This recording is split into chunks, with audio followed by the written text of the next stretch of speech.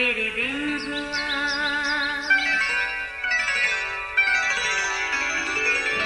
नया फिर दिन हुआ, पुरानी रात का करे सो शुक्र हम खुदा की जात का, खुदा की जात का नया फिर दिन हुआ।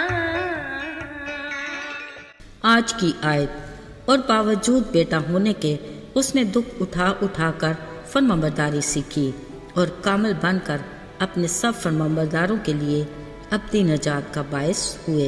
इब्रानियों 5 बाब 8वीं और 9वीं आयत। अजीज़ों, कारखाना कुदरत में कुछ भी ऐसा नहीं जो खाली खुदा की हिकमत से खाली और बेमकसद हो। ज़रा साल भर आते जाते मौसमों को ही देख लीजिए, कैसी शान से आते, अपना जलवा दिखाते और लौट जाते हैं। ये बदलते मौसम जानदार की बका के लिए बेहद ज़रूरी हैं। कुदरत खुदा की हर मौसम अपने साथ रस भरे फल और ग़ज़ाइयत से भरपूर सब्जियां लाता है जो उस सीज़न में ज़रूरी हैं। अलावा अज़ी ऐसी ग़ज़ाएँ भी इस्तेमाल की जाती हैं जो हमें मौसम के बुरे असरात से महफूज रखती, शिकस्त और रेख के साथ जिस्म की मशीनरी के अमल को बहाल रखने में मददगार होती हैं। कुदरती तौर पर जिस्म में ज़ायद खुराक का ज़ख़ीरा जमा रहता है जो बवक्त ज़रूरत खुद ब खुद काम में आता रहता है। हर मौसम के मुताबिक हमारी एक्टिविटीज़ में भी तब्दीली आती है जिसका हमारे मूड और मिजाज पर भी खुशगवार असर पड़ता है। हाँ अजीज़ों, मौसमों की पसंद के बारे में हर एक की अपनी अपनी राय होगी, मगर इस बारे हर कोई इत्तफाक करेगा कि हर मौसम खुदा ताला की बड़ी नेमत है। अगरचे मौसमों के ये चारों रूप यानी गर्मी, सर्दी, बहार और ख़ज़ां कुराए अर्ज़ पर हर जगह ना देखे जाते हैं और ना इनसे मुस्तफ़ीद हुआ जाता है, मगर इनके अलावा एक और ऐसा मौसम भी है जो अपनी भरपूर खुशियों और रौनकों के साथ और हर छोटे बड़े बूढ़े जवान को यकसा मसरूर और शाद करता है।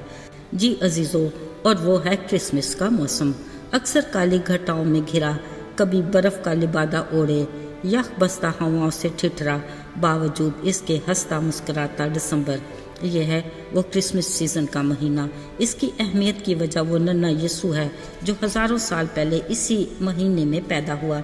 यह मस्बी त्यौहार है जो आज तक हम बड़े जोश और खरोश से मनाते हैं। ये गैर मामूली नन्हा बच्चा यीशु खुदा के इंसान से किए पहले वादे की तकमील की कड़ी है। यकीनन आपको खालिक खुदा का तख्लीक करदा पहला इंसान आदम और उसकी मददगार हवा याद होंगे जो अदन जैसे खूबसूरत बाग में रहते थे। इस बाग में खालिक खुदा की तख्लीक की हर चीज़ थी, ठंडे मीठे पानी की नदियाँ, हर तरह के जानवर, परिंदे, फल फूल, बेल बूटे, गोया तब से लेकर रहती दुनिया तक का खूबसूरत बाग। किस कदर खुशकिस्मत थे आदम और हवा। हर रोज़ ठंडे वक्त में खालिक खुदा उनको खुद मिलने आता। बिलाशुबा ये दिन बेहद खूबसूरत और ज़िंदगी के इंतहाई खुशगवार दिन थे। पर अजीज़ों, ऐसे में पता क्या हो रहा था? हाँ, छुपते छुपाते कोई था जो इन पर नज़र रखे हुए था, जिसको इनकी खुशियाँ एक आंख न भाती। इस पर तो राये कि इससे खालिक खुदा की रफ़ाकत के ये मंजर उसे हसद की आग में जलाते रहते। ये था असली दुश्मन इब्लीस जो अपने गरूर और घमंड के बायस खुदा के हजूर से नीचे गिराया गया। ज़ाहिरी बात है, खुदा की रफ़ाकत से निकाला हुआ इब्लीस क्यों कर इंसान को खुदा की रफ़ाकत में बर्दाश्त कर सकता था। लिहाजा उसने इस रिश्ते को ख़त्म करने के लिए एक खौफनाक मंसूबा बनाया।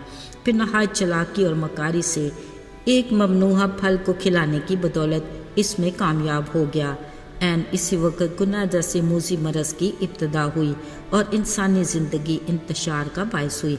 अगरचे खुदा की पाकज़ात गुनाह से नफ़रत करती है, मगर गुनाह करने वाले इंसान से उसे बेइंतहा प्यार है।